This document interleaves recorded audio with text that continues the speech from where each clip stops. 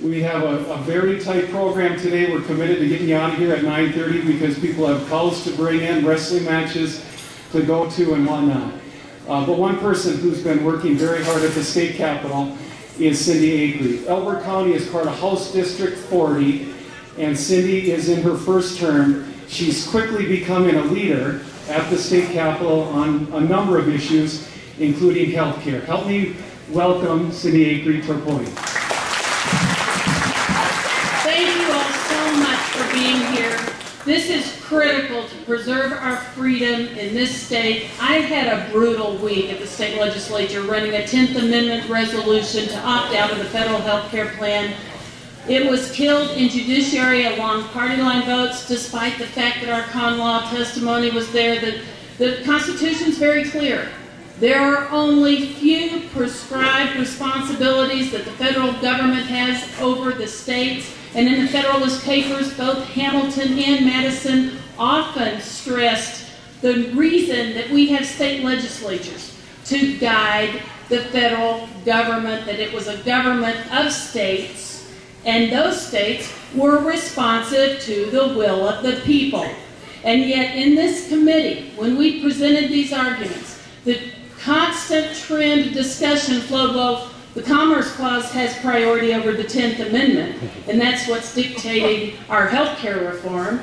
And you have elected officials in Washington. What's the matter? Don't they represent you? Why do we need to listen to the people of Colorado?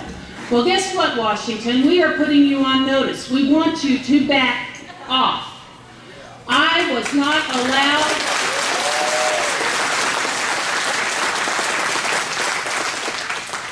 allowed to do a rebuttal in this testimony phase, nor was I allowed to do closing arguments. This is something that is rampant at the state capitol right now among our caucus members.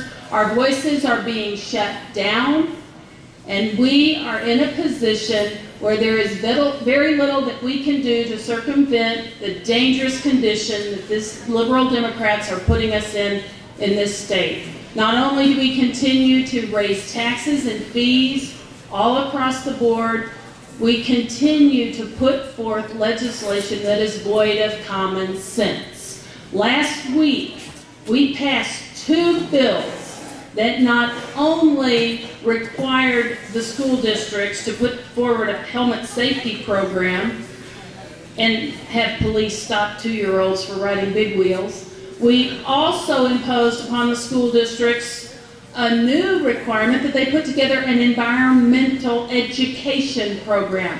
Now, despite the fact we just cut their budget, and it looks like in the budget that's coming down from the governor's office, they'll ask for another 6% cut in K through 12. And my schools can't afford that cut, and I know this district can't afford that cut.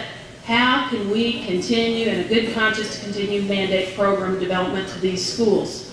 Bottom line, we do have 10th Amendment rights that we can stand up to federalism. We've got to use our voices to stand up to our own legislature.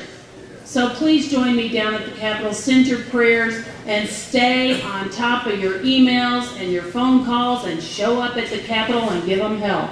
Thank you very much for being here.